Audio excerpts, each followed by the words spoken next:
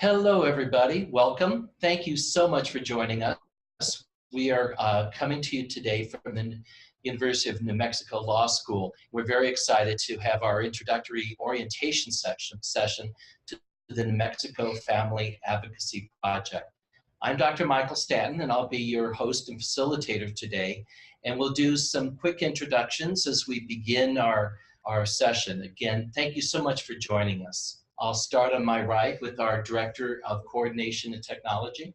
Hello, I'm Laura Reyes. I'm going to be your IT support and helping coordinate all your tech needs.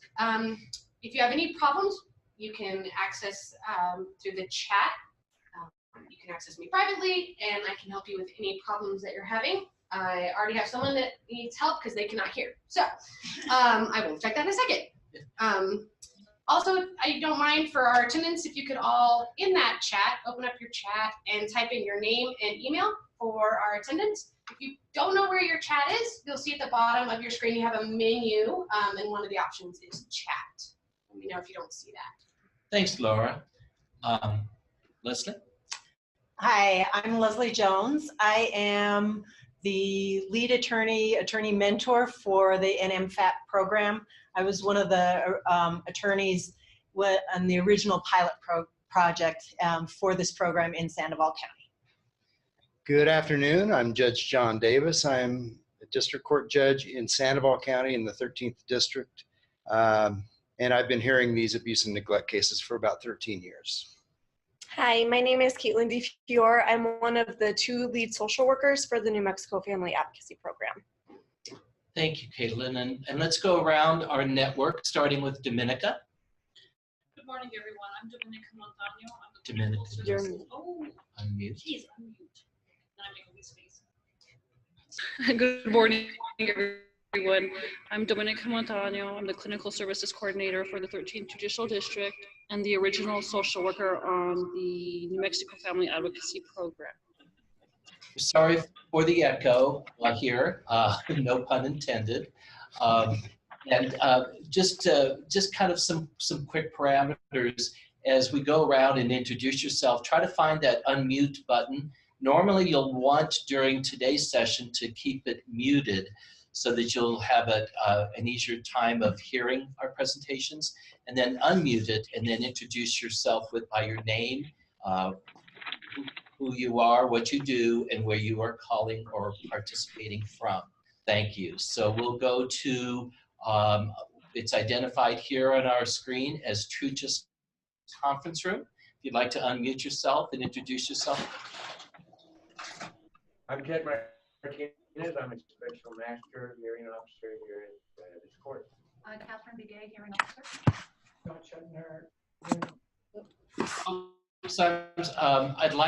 It sounds like we have a great group of 3 folks, but you're a little bit far away from the microphone, so we couldn't hear you. So I don't know if you can move a little closer, move the microphone closer, and try again, please.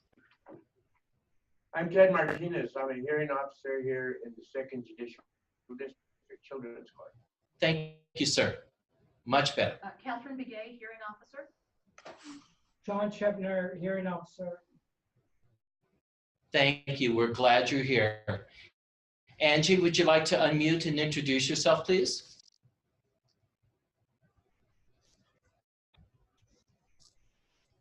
I think she may still be having trouble with her microphone. We'll come back to you. And we also have someone as AOCSEJ on our screen. Yes, that's the person who does not have a microphone. We're going to maybe try to call in. We'll see. And so, Angie, thank you for joining us. You are a district judge in the 12th. Welcome, and we're so glad you're here. Karen, would you like to unmute and introduce yourself, please? Hello, this is Grace Duran. I am a district judge in Doña Ana County, New Mexico. Thank you, Judge. We're glad you're here.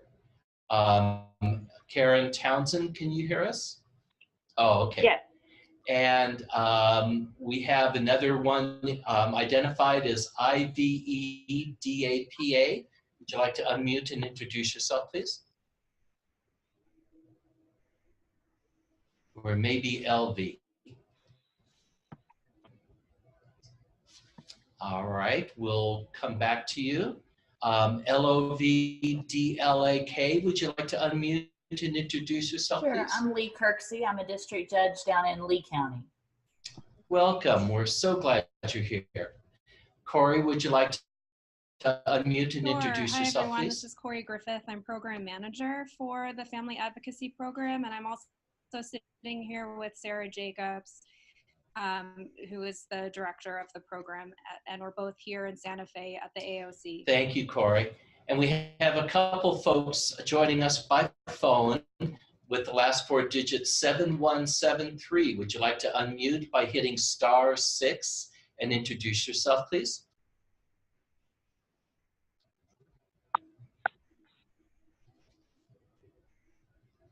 Try again. Try *6, ma'am or sir. That might be me, unmuted. There you go. Okay, hi, this is Cheryl Johnston. I'm a district court judge in Sandoval County, the 13th. And I just say hi to everyone. Thank you, Judge. We're glad you're here. And we have you. another participant with the last 4 digits by phone of 8200. Would you like to unmute and introduce yourself? Just hit *6, please.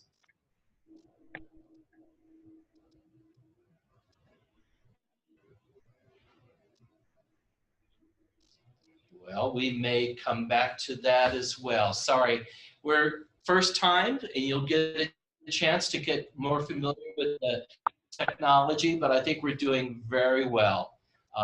Thank you all for being here. A couple quick announcements just with webinar. We're hoping that you are able to be comfortable during our next hour together. If you're having lunch, just make sure that's fine. Just make sure you unmute keep your microphone muted because our microphones are sensitive, and we'll do the same here for you as well. We'd also, I'm sorry?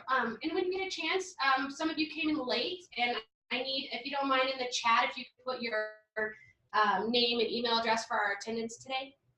And another good use of the chat window for us as we get to more familiar with using the Zoom video conferencing system is if during the judge or Leslie's or Caitlin's presentation, if a question comes up and you don't want to stop or pause, we're not ready for those questions yet, go ahead and type it into the chat window so you don't forget.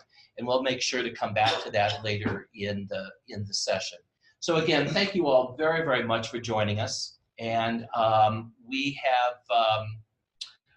we'll come back near the end with make sure we have everybody introduced and participating. I'm going to share our screen and go right into our presentation and turn it over to Leslie.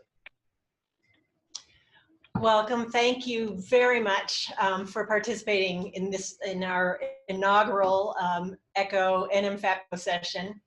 I'm really pleased to have you all here. Today is just an overview of our program so that you get the fundamentals about the New Mexico Family Advocacy Program. And I'm going to talk just for a second about the history. The program started out as a pilot project in the 13th Judicial District. It was initially launched as Family Support Services.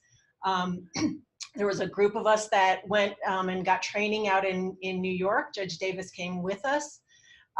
We also had people from CYFD that came out with us as well. And we started out using interns that were supervised by Dominica Montano. And the program has really grown since then. And we have now, because of receiving a federal grant from Health and Human Services, are able to start really looking at expanding the program and hopefully developing a program that will be permanent for the state of New Mexico. So just with that, then we'll start out with what is the New Mexico Family Advocacy Program. So it is a model of representation, of parent representation for respondent parents and guardians in abuse and neglect cases that uses a team that has an attorney, most times a social worker, sometimes a parent mentor. Right now we only have one parent mentor, but are hoping to increase the number and have some more parent mentors as we can. And the team works together collaboratively. We rely on each other's specialized training, knowledge, and skills to work to foster the stated goals, stated legal goals for our families. The core values of New Mexico FAP are dignity, compassion, and respect. And we kind of want to emphasize that that's also the core values that we hope to bring to these ECHO sessions as well, that as a community of practice, that we can not only have those values with our clients and our cases, but also with each other as we learn about the program, learn from each other. New Mexico Family Advocacy Program is committed to the principles of cornerstone advocacy that were developed by the Center for Family Representation in New York. And there is a brief summary of those at the end of this part of the presentation. So you can take a look at those, and you should have access to this PowerPoint. So when a case starts out, it's anytime after an attorney is appointed to represent a respondent parent, they can make the referral to the New Mexico Family Advocacy Program. It is only the parent's attorney who can refer that client to the Family Advocacy Program. It cannot be, for example, one attorney can't refer both of the parents in a case. Each attorney can only refer their own client to the case. And then the clinical team at the Family Advocacy Program will determine whether or not they accept the parent into the program. At this point, there are criteria that are being used for that acceptance that may change as we head in further into the grant because of requirements of the federal program. But at this point, that's how it happens. Then the clinical team decides whether or not to accept the parent into the program, assigns a social worker and or a parent mentor. We do want to emphasize that it is not the role of the court or CYFD to request or object to a referral to the program. And I don't know if Judge Davis wants to speak to that at this point. Only very briefly. My preference is to have every case referred. But I realize that there are limitations on whether that can be done. But I can say that in those cases where there has been a referral, we've been very pleased with the outcomes and the assistance that this model has provided to resolving these cases more quickly than we had seen before. Thank you. So after the parent is accepted into the program, because the attorneys and the social workers are all independent contractors with the administrative office of the courts, there needs to be court order that authorizes, and because our cases are sequestered, there has to be a court order that authorizes the participation of the social worker or the parent mentor into the case. And so the attorney is responsible for preparing that order and submitting it for signature and filing. And then there's also a social worker or parent mentor affidavit that is signed by the social worker or the parent mentor and the attorney and is filed with the court. And if, Caitlin, you want to talk to that a bit? Sure. So at this point in time, what happens is the attorney prepares the affidavit and then emails it to us, and the social worker will sign it and either hand it back to the attorney in person, or I know especially in the second, there's folders that each of the attorneys have in the clerk's office where it can be left, and then the attorney would file it with the court. So it is important to remember that New Mexico Family Advocacy Program social workers and parent mentors are part of the respondent parent's legal team, and they are therefore covered by attorney-client privilege pursuant to NMRA 16-106. That has been something of a for people to get used to. The idea that there's going to be a social worker or a parent mentor in a case who, with whom their interaction with the client and their access to that information, the client's information, is privileged, and so they cannot be subpoenaed to testify or simply asked. There needs to not be the expectation that the social worker or the parent mentor are going to be able to provide the CYFD or the court with confidential or privileged information. So New Mexico Family Advocacy social workers do a lot of things, and I'll let Caitlin speak to that. So we do a lot of things. So the biggest thing that we do is clinical case management. So kind of what that looks like and how we explain it to people is it's working with clients, having clinical conversations while we're doing tangible tasks. So an example of that might be a client needs to go to the SSI office to get a social security card because they have a job that starts on Monday. And so we're doing that. And while we're there, while we're driving, we're talking about, okay, so how did the weekend go? And the client says, well, I relapsed. And so we talk about kind of, okay, so what were some of those triggers? Can we get you in to see your therapist? Do you need to go to an AA meeting? Things like that while we're doing the task of getting a social security card, because having a job helps reduce relapse because they have something to do every day. We do a lot of other things as well. So we go to court with parents. We attend CYFD meetings with parents. We make referrals to service providers. We talk with attorneys about appropriate services. So if a client is not receiving services that we feel are appropriate, we have those conversations with them. And we communicate regularly with the attorneys so that we're on the same page and can better advocate for clients. And parent mentors. So right now we have one parent mentor for our program.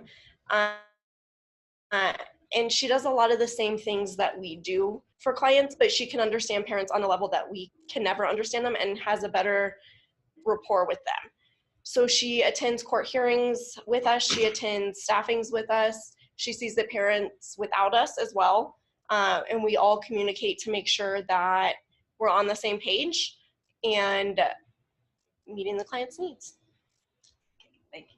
I'm going to just speak really quickly as an attorney to having that input and information from both the social worker and or a parent mentor that gives me insight into and information about a client that I very likely would not have, so that I can communicate with them better and I can advocate for them in a more effective way.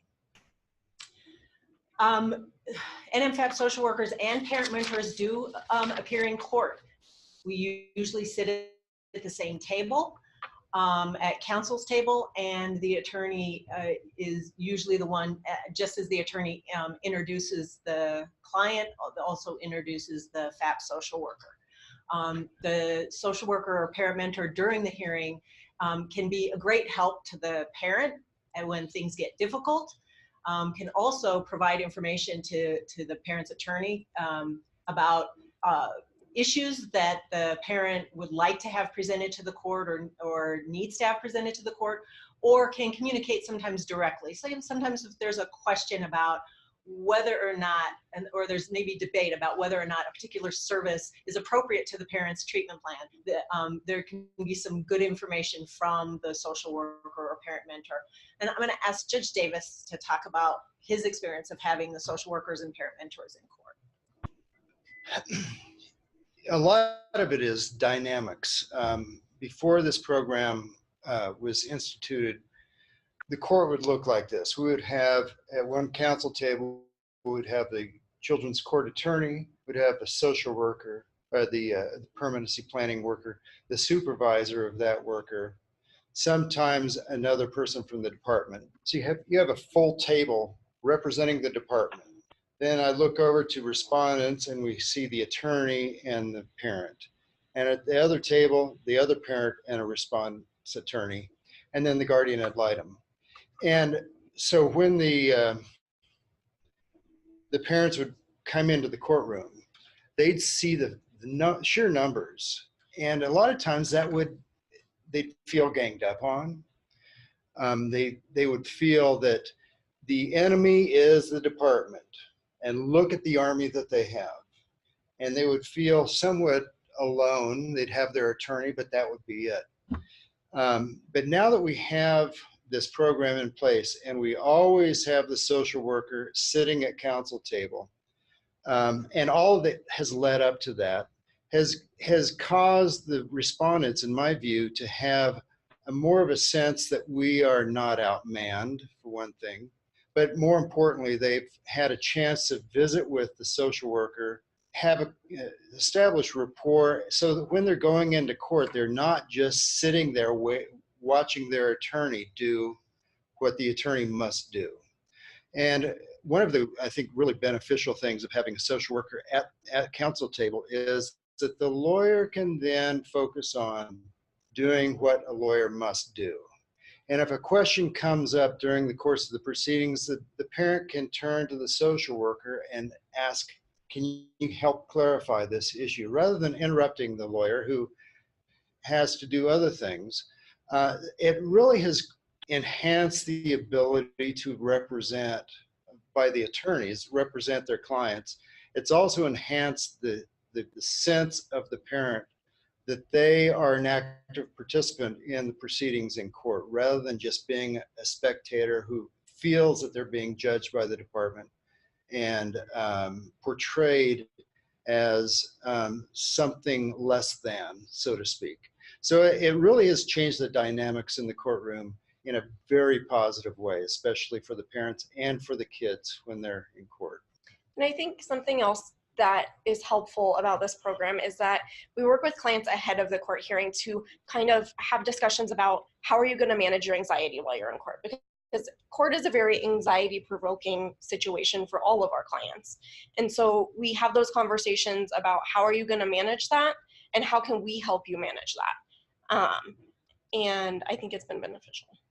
Absolutely, I would agree. And as Judge Davis was saying, I mean, sometimes as the attorney, especially if there's evidence that's being presented, the attorney's trying to pay attention to what's being said, make sure they know what's being said, make any objections that need to be made. And sometimes, especially as we know, our vocabulary and kind of all of the acronyms we use and terms that we use that are very familiar to us are not familiar to the parents. And having the social worker or parent mentor there to help explain those things to the parent is really helpful. It is important to point out that what NMFAP social workers and parent mentors do not do is that they don't relieve the assigned attorney of his or her obligations under the Code of Professional Conduct, the Children's Code, or the performance standards in his or her contract with the AOC. So it's not an excuse for the attorney to sit back and let the social worker do, or the parent mentor do all the work. They also do not relieve the Children, Youth, and Families Department of its obligation to make reasonable efforts to assist parents with their treatment plans. And I would like to hear from Judge Davis too about those things. One of the great advantages of the program is the involvement of the social worker before the hearing. We always have reports that are generated by the department regarding the progress, the compliance of the plan, etc. And it's made available to the parent, the attorney, and the social worker prior to, if everything is going right, prior to the hearing, and have a chance to look at what is being stated by the department in terms of compliance. One of the great benefits of having the social worker is that if they know, even before that report is provided to them, that there have been some perceived shortcomings in their compliance with the plan, the social worker has an opportunity before the hearing to spend some time with the parent and figure out what needs to be done and why this isn't happening. Before the program was in place, we would have parents wanting to have that conversation, wanting to say, the reason I can't get my UAs done is because I'm working and I've got to travel 30 minutes to get to the place where I'm going to have the UA. The attorney just doesn't, and Lord knows our attorneys who have these contracts with AOC just don't get paid enough and don't have enough time. And so for them to be able to substantively and in a genuine way interact with their client when they're having trouble complying with the treatment plan, it just doesn't work. There's too many cases, too many responsibilities, and many of which are legal responsibilities. So having the social worker in place gives the attorney an ability to, in a sense, delegate some of the time and effort that they really need to provide to their clients, have the social worker pick up that task, And the net result is that the parents are more able to address the causes and conditions that brought the children into custody. They're more able to have an input into their treatment plan and tweak it as they go to make sure that it's addressing their needs. So I can't tell you, it's just not the presence of the social worker in court, but it's everything that leads up to that that really seems to be making this work. So the use of the social workers, the parent mentors, and reliance on the principles of Four Cornerstone advocacy, we really feel like this program works to achieve better outcomes and to shorten time to permanency. And we do better advocacy for parents. We empower the parents. We have increased engagement in treatment plans. We get better treatment plans that are more relevant to the parents' issues, needs, and strengths. We get more frequent visitation in more natural settings, but through the use of visit hosts, and also just by advocating and helping the department and sometimes the court, and making those arguments in court about what we're seeing and the parents' experience of the visitation, so that we're able to advocate better for parents. We also are able to, when reunification simply isn't possible, to help parents and support them in finding in reaching permanency elsewhere where their kids for their children whenever possible. And I'd like Caitlin to speak to that a little bit. So when we reach a point in a case where it's not likely that reunification is going to happen, even prior to that, I would say probably at the beginning of the case, we talk to parents about relatives. So we do this in relation to when we do our biopsychosocial assessment and we do a genogram with it. And parents are usually more willing to give us information about their family members than they would be the department, because it's like, oh, well, I have this Aunt Sally, but I don't like her, so my kids can't go there. And so we can have conversations about, okay, so remember when we did this genogram at the beginning of the case, and now we're towards the end of the case, it doesn't look like the kids are gonna go home. Can we look at Aunt Sally as a placement option? Is it better than having your kids adopted by strangers? And we're able to work with clients and with clients' families on, can we find a relative to have these kids if parents cannot? Thank you. And Judge Davis, if you can talk about your what you've seen in our cases with the use of visit hosts and how that has affected visitation. More visits, more better. The cookie cutter approach before this was a visit a week, maybe 2 hours if you're lucky. And that's just simply not enough. I mean, it's bad enough that people have lost their kids, and then not being able to maintain contact with them is just more than doubles the issues. So finding a way to accomplish more visits more regularly, especially with people they know, is incredibly beneficial to the kids. And I think since we've started this program, it's rare that we don't have at least two visits per week with the parents or each parent. And I'm always pressing the department to figure out how they can do more. And they're very willing. You know, they bought into this. This is the great thing about the department. At least I can speak to the county office in Sandoval County. They have bought in, and they accept that these things work for the kids. And a big piece of that is more visits, more often, more length of time, and if possible with people that aren't necessarily directly associated with the department, whether it's a visit host that's a neighbor or a family member or something like that. All of that enhances the ultimate goal, and that is to reunify these kids with their parents. One thing I do want to add is that as the social workers or even the parent mentor on the case, we cannot supervise visitation because of the attorney-client privilege. Thank you. So before we move on, we're going to just talk really briefly about Cornerstone advocacy and the principles of that. Want to pause for a minute and see if anybody has questions that they'd like to ask of Judge Davis, of Caitlin, or myself.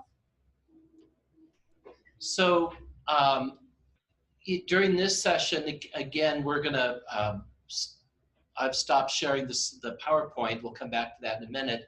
But if we'll open it up for questions and just some comments as well. I notice we have several hearing officers and judges here. If you'd like to just unmute yourself, introduce yourself again by name and where you're from, and then your comment or your question, please.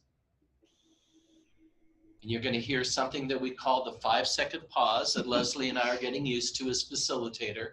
We're just going to kind of have that dead silence for a few seconds. And also, if there'd be a chance for our two folks on phone to unmute and also make sure that we get your name as well, because we may have missed one of you earlier today. So. Well, if you could hear me, I'm Bill Parnell. I'm in Second Judicial District Court. Judge Parnell. Judge Parnell, could you move your microphone closer to you, please? So we're having a hard time hearing you. Where's the mic?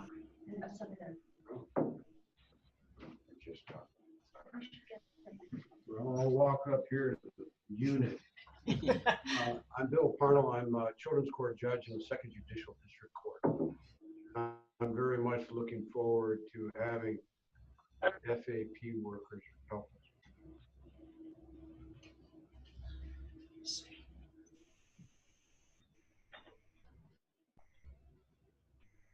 Judge, hang on a second. We're going to try to increase the sound on our end, and we'll ask you to rephrase your comment, please. I think we may get you this time. Can you hear me now? Yes, thank you. Well, I'm up close to the machine now, so maybe you can hear me. I'm Bill Parnell. I'm in the Second Judicial District Children's Court, and I'm very much looking forward to having enough money to have our FAP workers in almost all of our cases, if possible. We are too. Yes. We're very excited about it.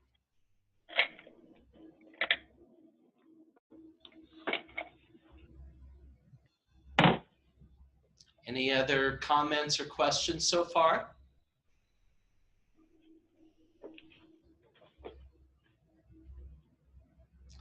We'll have more time a little bit later. Thank you, Judge. Appreciate it.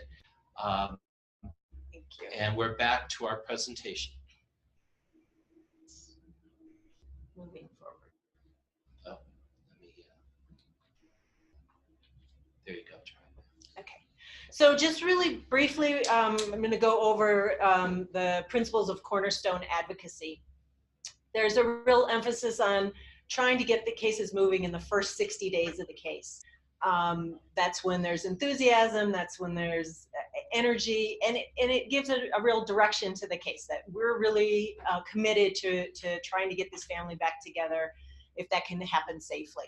So the 4 cornerstones are visiting, which as we talked about should be as frequent and as long as possible and in the most natural setting.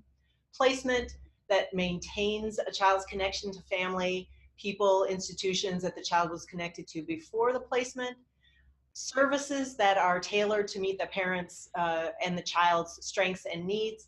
And conferences, the importance of participation in out-of-court conferences where all of those important things are happening, like working on the treatment plan, tweaking it to see if it needs to be changed, home visits that can sometimes be pretty stressful for parents, and give them and also just support for the parent in those conferences to advocate for themselves.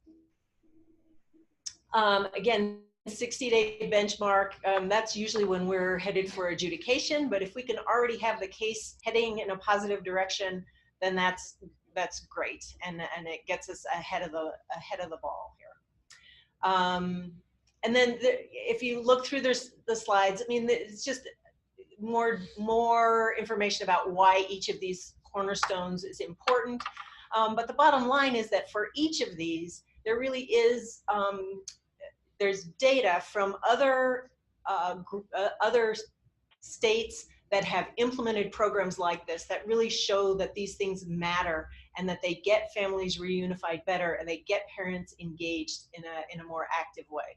So issues around placement, issues around services, that if you've got poor or inappropriate services, you get parents who don't think they're relevant, they get overwhelmed, and it's harder for them to participate and comply. That if you have more creative and flexible services, which to get to those, you really have to get to know the parents. And that's why it's so critical, the work that the social worker and parent mentor do in these cases, so that the treatment plans are more tailored to their needs. Then again, the out-of-court conferences and advocacy in those out-of-court conferences by the social worker, the parent mentor, and the attorney, empowering the parent to be able to speak up and state what they need in order to be successful. And then the fourth cornerstone, as we talked about, being visiting and how that impacts the future of the case. So if Caitlin or Judge Davis, if you want to speak up to any of how you see these cornerstones working in our cases, and in particular how the family advocacy program helps us to work on those cornerstones. I think visitation for parents is one of the most important things that helps them move their case forward, because getting to see your kid is a big motivating factor. Also, parents oftentimes forget what it's like to have a kid in their home during these cases, because it's very different working your treatment plan and being sober without your child versus with your child. So the more often that they're seeing their kids, the better that reunification is going to be when it happens. The other thing that we work really hard on is tailoring services to clients' needs. So finding appropriate treatments, including appropriate treatment providers, appropriate treatment modalities, because not every mental health diagnosis responds the same to every treatment modality, or is even, some of them aren't even relevant for certain diagnoses. So really making sure that parents have the services that they need to be successful. That ties into my earlier comment that previously there was kind of a cookie cutter approach to getting treatment for parents and addressing their issues. And what has happened with this FAP program is that the social workers, by engaging with the parents early on, has really enhanced communication. Communication not just between the parent and their attorney, but communication with the department in terms of examining and reevaluating what might be needed for this particular parent, and communication with the court. Before this program was fully implemented, I would get reports prior to a review hearing, and there would be issues, and there would be a reason for people to be have to spend some time in court talking, because that is oftentimes the only time when everybody is in the same place and the opportunity presents itself to communicate and to argue about things that aren't working.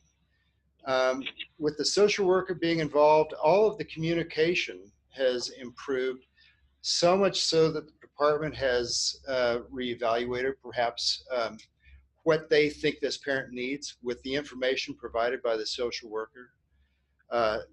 We get to court and there are not these fights about whether or not 18 or 19 UAs were failed in the reporting period.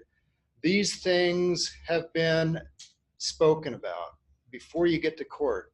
And so that when you come into court, it's really shortened hearings, to tell you the truth. And it's made them much more productive, because we're not hashing out whether it's 18 or 19 UAs that were missed or whatever.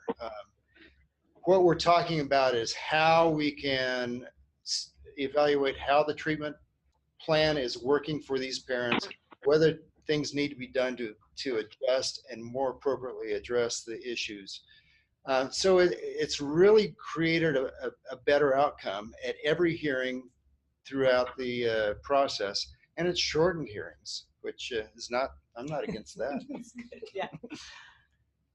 Okay, so that ends this first part of the program. Do we have any other, I want to pause again and see if anybody has any questions for any of us or any comments that they would like to make. We do have something coming in on the chat from the Trish's conference room. Let me see if we want to unmute them. Did you?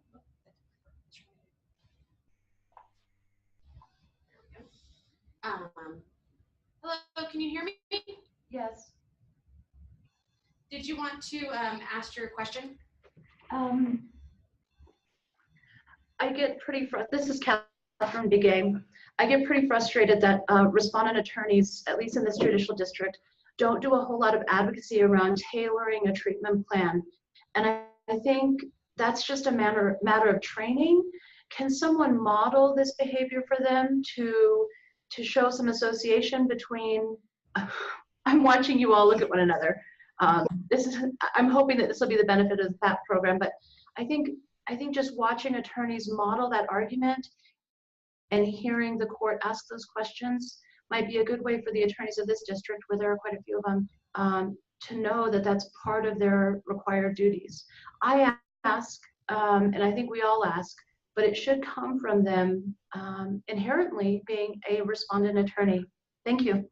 So I'll respond to that first, and I completely agree with you. And one of the aspects of this program and this model of representation is that it really is a different way of practicing. And so the hope is that as attorneys are exposed to this model, even if they don't necessarily get appointed, they aren't admitted into the program just because of the limitations we have in terms of the number of social workers available or parent mentors available, that they'll be seeing this practice and they'll be learning about this practice model. And that really is a piece of it, is that kind of advocacy, whether it happens in meetings or in the courtroom, is part of this, that the attorneys are going to be encouraged that now that you have this information, now that you have a social worker who's able to provide you with good clinical information about your client's needs, that you will then take that and turn it into advocacy. So you're not spending as much time having to try to figure that out, arguing maybe with the permanency planning worker about it or whatever, but that you're getting good information that then you can bring to those conferences and the courtroom if necessary. And I think something too that we try to do is we try to address these things outside of court, so that we're not using court time to kind of have these discussions. And I think we've been pretty successful with it in Sandoval County especially. We're trying to get there in Albuquerque, but it's been a little challenging. Catherine, you have a respondent's attorney in Bernalillo County who went to New York with us, and push him. His name is Duran, in case you don't know. I know who he is, So, and I'd love to have him on every case to model it for every attorney. So the other hope and our expectation as we've transitioned to this next phase of the presentation is that we will be doing just what you asked, Judge. We'll be providing the workshops and the seminars and the opportunity over the course of the rest of this year for developing that expertise, the modeling, the collaboration, the problem solving, as we all work together to increase our knowledge together in this unique model called Project Echo. So thank you for that question. Are there any other questions or comments before we move forward?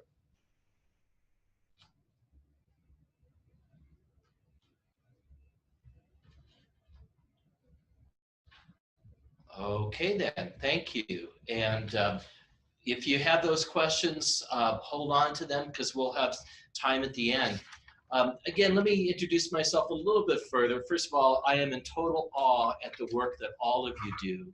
And from social workers, the family advocates, Leslie, Dominica, Judge Davis, and all of you, it's amazing having lived in this community for more than 50 years. And my wife manages an organization where many of your clients find themselves, hopefully, and develop their new lives. I am not any of you all. My experience, my PhD in the professional degree was in adult learning and organizational development, organizational learning theory. I'm the retired founding principal of Next Gen Academy here in Albuquerque, a small magnet school. And a few years ago, I had the opportunity to work as a consultant through the public ed department to learn about a unique model to improve the expertise of practitioners, in this case, mainly medical, called ECHO. I don't know if you've heard of ECHO, Project ECHO out of the University of New Mexico's Health Science Center. And so what I did over the last 2.5, 3 years was to be one of the first people in the world to transpose this medical ECHO model of improving the expertise of a group of like-minded peers like yourselves into the field of education. And now recently, we all together are the first in the world to apply this unique learning opportunity, teaching and learning model for your particular field and expertise.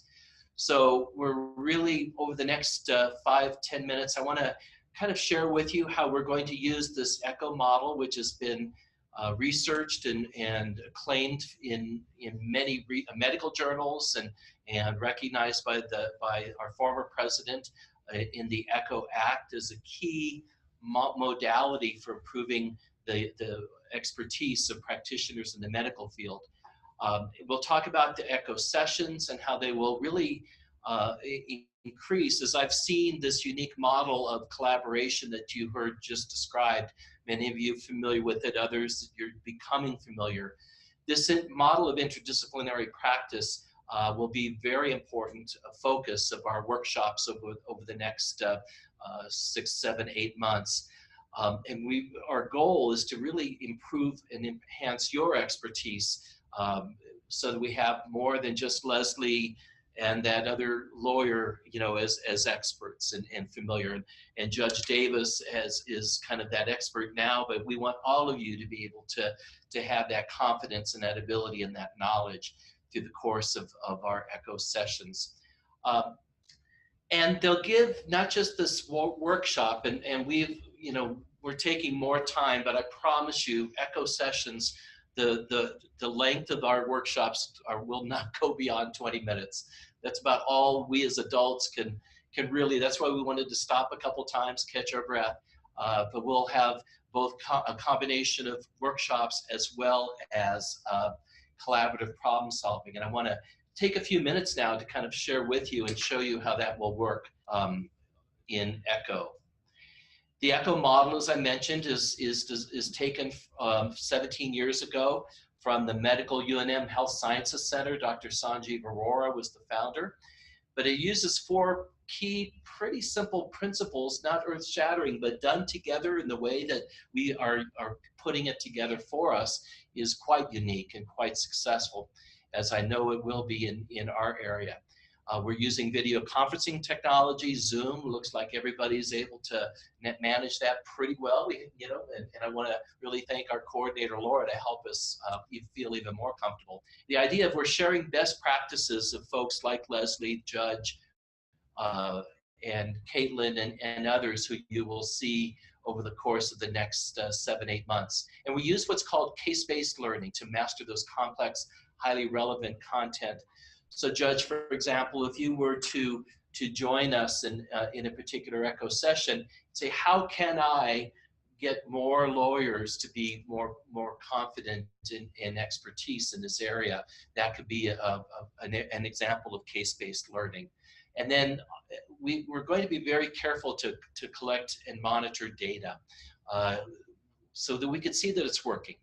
We've gotten some great anecdotal evidence from Judge Davis, from Leslie and others. But we're going to be working together over the course of this year to find even more specific data that will, quantitative data that will help us, and qualitative, to show that we're and monitor our outcomes.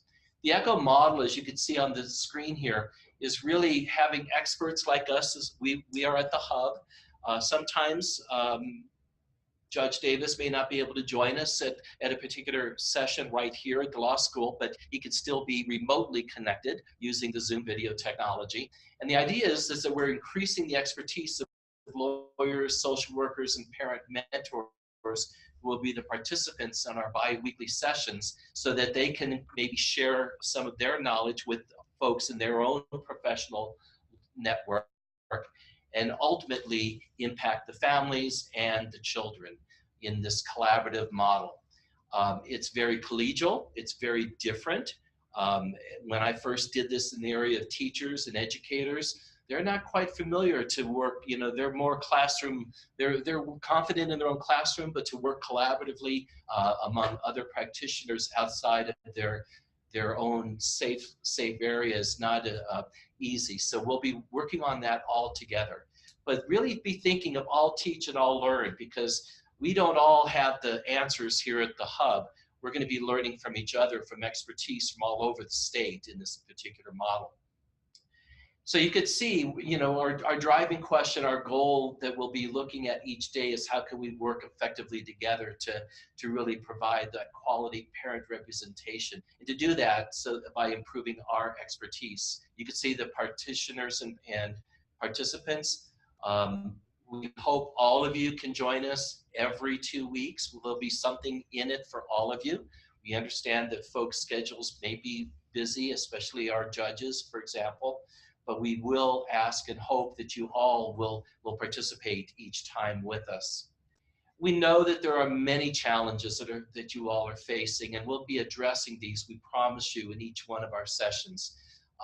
We also, just as you saw from the presentation earlier today, that attorneys and judges this is new, getting that relevant clinical information from experts like Dominica and Caitlin and Christy and others that you will hear from. So we'll be working on ways that we can model that, as we talked about, and develop those communication collaboration skills to make that time outside of the courtroom be even more effective for all of us. As you can see, ECHO's technology, if you were on the road driving between courthouses or clients, you could join us from your smartphone. Many of you are using a conference room, which is great, but the technology is very simple and easy to follow. If you have questions, Laura Arguelles is our ECHO coordinator. She takes care of the IT for us, and you can speak directly with her, and we'll give you that email in just a few minutes.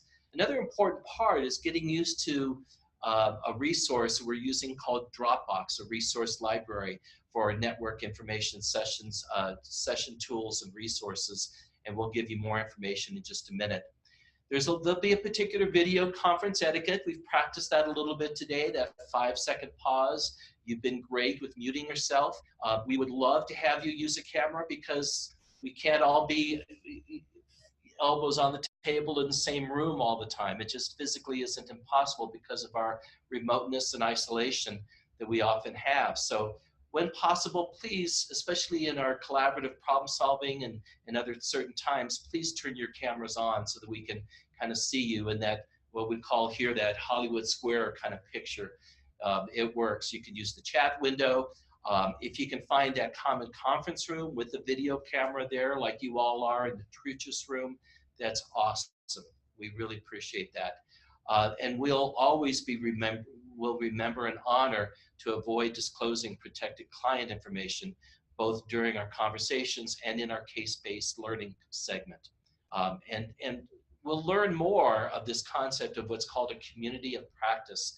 We all are a network, even though we're judges, we're lawyers, we're hearing officers, we're parent mentors, we're social workers, we're community-based resource members. We all are part now of a community that are looking out to what for the best outcome for our families that we're representing and collaborating and working with. You'll hear the term hub and spoke. We are the hub, and spokes are you all today. We count you as a spoke. And so if you can think of that as kind of that wheel and collaborative wheel and hub and spoke model. We'll be using resources, new tools. That resource library will be very important. And you saw the link to that during in the email advertising or the email message that you received this morning. So you'll be able to maybe now try to go back into and as we go on, you'll see access to previous PowerPoints and workshops. They'll be in PDF mode so that you can just download and review them. We'll even be recording this session. We won't be recording every part of our session, but certainly the workshops and the more collaborative case-based learning piece we will be sharing and recording for future reference for you as well. So again, part one of each one of our ECHO session will be about a 20-25 minute workshop. We've been working very carefully and with those topics, having gone to the expertise and gone through that original experience and to the conference training in New York. We now have an understanding of what would be expected and would be helpful for you. We have those legal topics and social work topics combined, so you'll see a little bit of each of those through each month in our 2 sessions bi-weekly. We also will have clinical topics, taking a look at what are those areas that we want to become more familiar with, whether it's addiction or mental health areas as well. And certainly you judges and hearing officers, there'll be workshops that'll be very I think pertinent to your area and needs as well.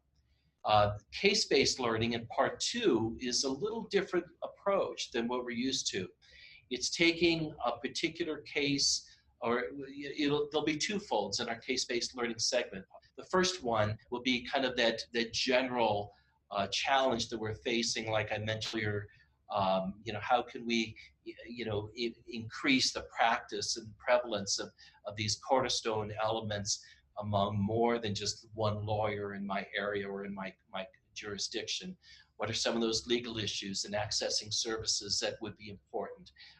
And you've tried, you've got some challenges and thoughts about it, but you'd like to share that with the network. That would be presented during the part 2 of our case-based learning. The second part of our case-based learning, though, would also give you an opportunity to go beyond your own professional network or group of the lawyer, the social worker, the parent mentor, to kind of, here's a real challenging, complex case, so we're really looking for some more ideas out of our normal professional network. And we remove the identifying features of that, and we'll ask possible judges or other lawyers who may be involved in this case. Laura and I and Leslie will ask them to leave the session at that point, so that you have that free space to really share and to get more ideas to help you. So one of the things that you'll want to become familiar with is our presentation form. I'll just bring this up very quickly and easily because we're nearing the end of our session. But you'll be able to link to it and be able to find a very simple 3-4 part question area that you'll be able to then scroll through, which I can't do very well, sorry. And to be able to provide your driving question, some of the strategies that you've learned and tried to, at this point, some of the things that you're thinking about, and any other additional background narrative.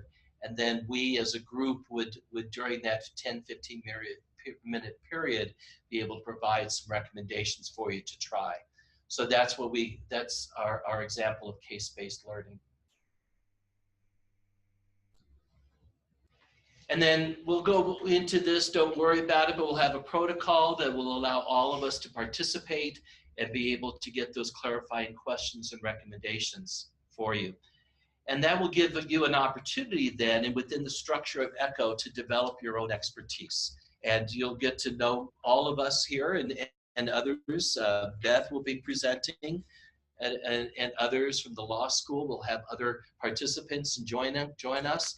And one last thing before I sign off and turn it back to any comments or questions that you might have is this Gmail here, this address will be the one that you'll want to add into your contacts, because in the future now, we'll be sending contacts and information to you. I'm sorry, I typed it in incorrectly. It's echonmfap@gmail.com. So, I just sent it out. and Laura just sent it out in the chat, so I apologize for that. Sorry for any confusion. So, I'd like to open it up for questions that you might have, either of me, to maybe related to ECHO. If you had some questions, we'll be exploring and working on developing that expertise and skill as we go, so don't worry about that. But with Judge Davis here, any other thoughts or questions that came that you'd like to ask him before you left, or any comments? We would love to hear from you. Just go ahead and unmute and reintroduce yourself with your comment or question.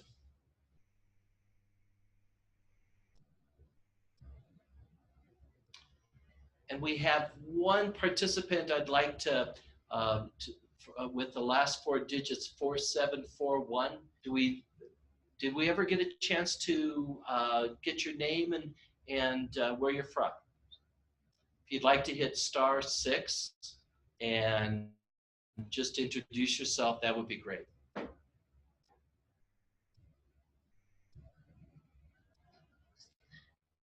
Still not working.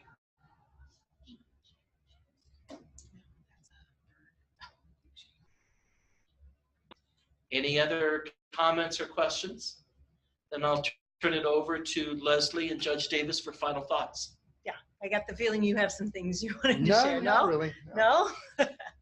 Well, I just want to thank you all for participating. We really, this core group of us are really excited, enthused about watching this program grow, and as it lays out then now in the 2nd Judicial District, and then as it spreads beyond that. And we're also really excited about having the ECHO module for training, because the idea of, as you all know, I mean, so many of us, we're in rural areas, the attorneys are in rural areas. This may be only a part of their practice for a lot of the contract attorneys. And this really gives us a chance to meet virtually, to talk about the issues that come up in our cases and learn from each other. So we're really excited about that, and do hope that you will also join us when, take a look at the schedule, and when there are topics that you feel like would be helpful to you or that you have something to contribute, we'd really love to have you join us for those. Anything else, Caitlin? Judge? No. So again, please mark your calendar starting April 2nd and every other Tuesday after that to join us. Look for your email invitation from Laura in your inbox on Monday morning before the Tuesday session. Look at the resource library for copies of today's presentation, and within a few days there'll even be a video recording of this workshop as well, so that if you wanted to share it with someone who wasn't present today, that would be great. And take a look at the schedule of topics, which is also in the resource library, and will be linked to that agenda that's emailed out to you each time as well. Again, my name's Mike Statton. I want to thank you so much for your time, and I look forward to working with you in the months ahead.